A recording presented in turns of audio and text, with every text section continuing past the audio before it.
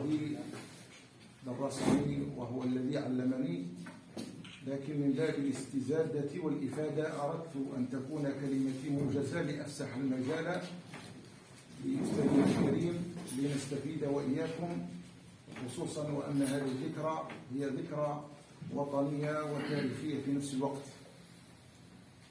بداية أشكر القائمين على هذه التظاهرة من منظمين وأساتذة، وأقول جزاكم الله عز وجل خيرا على هذه الالتفاتة الطيبة وعلى هذا التذكير بهذا اليوم الوطني، والذي هو في الحقيقة يوم من أيام الله عز وجل.